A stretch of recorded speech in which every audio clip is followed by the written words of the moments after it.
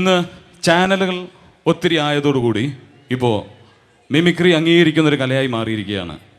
മിമിക്രിക്കാർ തമ്മിലുള്ള വിവാഹാലോചനകളും ഇപ്പോൾ നടന്നുകൊണ്ടിരിക്കുകയാണ്.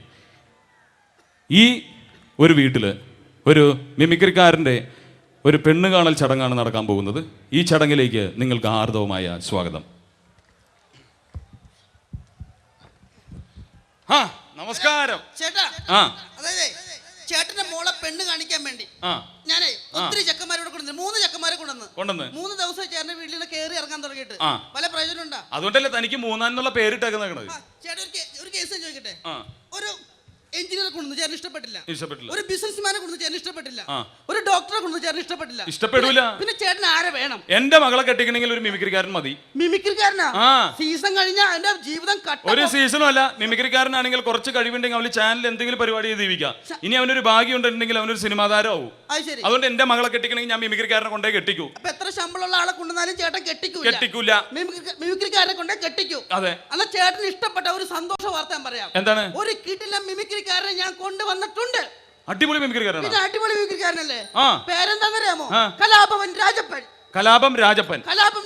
സിനിമയിൽ അഭിനയിച്ചിട്ടുണ്ടെന്നാ? ഇറങ്ങാനിരിക്കുന്ന സിനിമയിലെ നായകനല്ലേ? ആണ്. വിളിക്കട്ടെ. വീരശൂര പരാക്രമിയാണ്. വീരശൂര പരാക്രമി.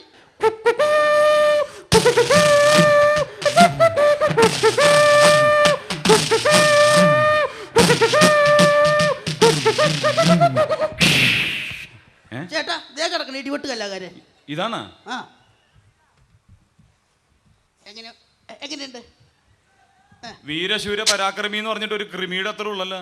അല്ല ഒന്ന് ടെസ്റ്റ് ചെയ്ത് നോക്ക് ചേട്ടൻ. അല്ല ഇവൻ മിമിക്രിക്കാരനാണെന്നുള്ള എന്താ തെളിവ്? എന്താ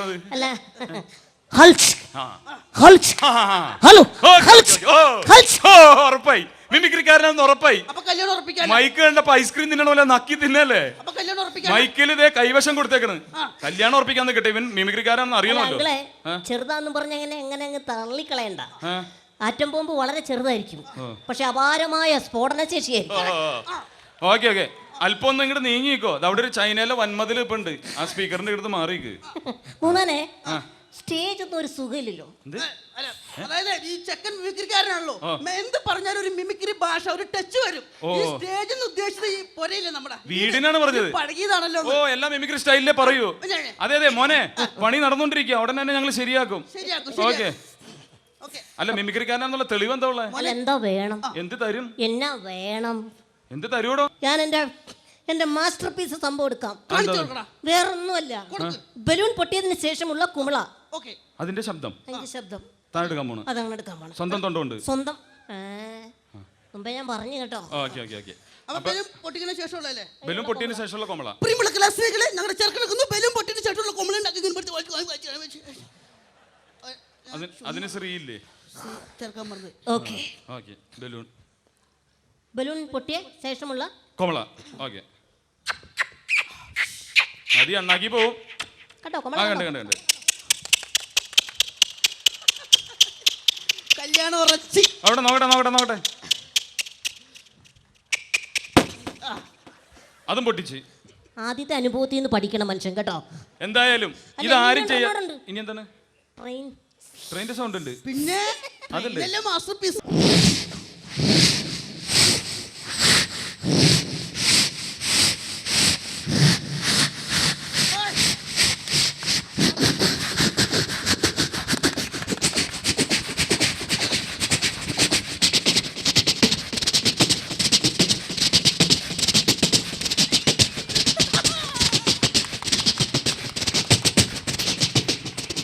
അടിപൊളിയുണ്ട്. ഇനി ഏതായാലും കല്യാണം നമുക്ക് ഉറപ്പിക്കാം.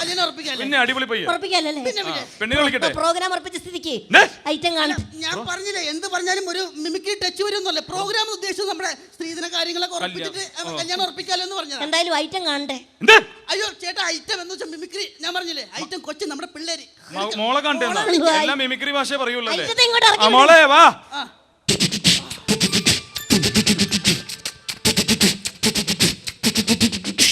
ഇതാണ് മോളെ വിളിച്ചിട്ട് വേലക്കാരികളോ മൂന്നാനേ. നല്ല അടിപൊളി ഐറ്റം. കുട്ടി നല്ലാണെന്ന് പറഞ്ഞാട്ടാ. ദൈവമേ വൃത്തിയും കാണിക്കോ. എന്റെ കമ്മീഷൻ പോയി. എന്താണ് കാണിച്ചത്? അല്ല, വീട്ടിൽ നിന്ന് പറഞ്ഞു വിട്ടിട്ടുണ്ടായിരുന്നു പെണ്ണിന്റെ ചുറ്റുപാടൊക്കെ ഒന്ന് നോക്കിയിട്ട് വരണമെന്ന്. മോനെ എങ്ങനെയുണ്ട് ചുറ്റുപാട്? കുത്തമ്മീനാറിന് ഒരു റൗണ്ട് വെച്ച പോലെ ഉണ്ട്. ഇല്ലല്ല, അവൻ തമാശക്കാരനാ, മിമിക്രിക്കാരനാ. അതാ. മൂന്നാനെ ഞാനൊരു കാര്യം കാണിക്കും. ചേർച്ച ഉണ്ടോ ഇല്ലയോ എന്ന് പറയണം. ഇപ്പൊ പറയാം കേട്ടോ? അവസാനം അവിടെ ചെന്ന് ഞഞ്ഞാന്ന് പറയണം. ഇല്ല. കറക്റ്റ് ചേർച്ച പറയണം. പറയാം. ഇങ്ങട് മാറിക്ക്. ഇങ്ങട് മാറിക്ക്. എന്നാ വീസ എന്റെ പൊന്നെ.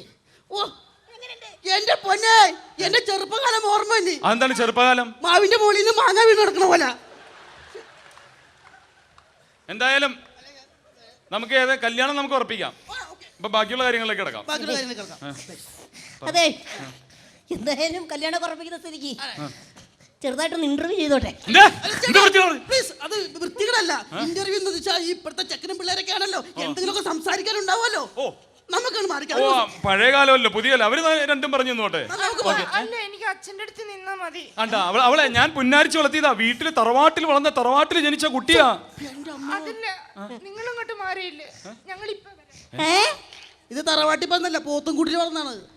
എന്റെ ദൈവം. അപ്പൊ വേറെ കേസുണ്ട്. കല്യാണം കഴിഞ്ഞ അന്ന് രാത്രി തന്നെ എനിക്ക് എന്റെ കമ്മീഷൻ കിട്ടണം. എടാ, കമ്മീഷന്റെ കാര്യത്തിൽ നീ പേടിക്കണ്ട. അങ്ങനെ പറഞ്ഞാൽ പറ്റൂല. കമ്മീഷന് മുമ്പ് ശ്രീ ചേർക്കാണ്ടിരുന്നോ? അല്ല, ശ്രീ ചേർക്കൂല. പിന്നെ 1010 രൂപയാണ് ഞാനിപ്പോ ലീഡ് ചെയ്യുന്നത്. അതിന്റെ പേരിൽ നീ പേടിക്കണ്ട. നീ ഒന്നും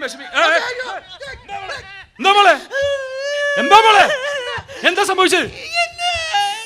ഇവള് നിസ്സാര കാര്യങ്ങൾ കണ്ടാ പേടിക്കില്ല. നീ എന്താ ഇവിടെ ചെയ്തത്? സത്യം പറ. എന്താ നീ ഇവിടെ ചെയ്തതെന്ന് പറഞ്ഞോളൂ. എന്താ ചെയ്തത്? ഞാൻ പറയാം. എന്തായാലും പ്രോഗ്രാം ഉറപ്പിച്ചല്ലോ. പ്രോഗ്രാമിന് മുമ്പ് ചെറുതായിട്ടൊന്ന് റിഹേഴ്സൽ ചെയ്ത് നോക്കിയതാ.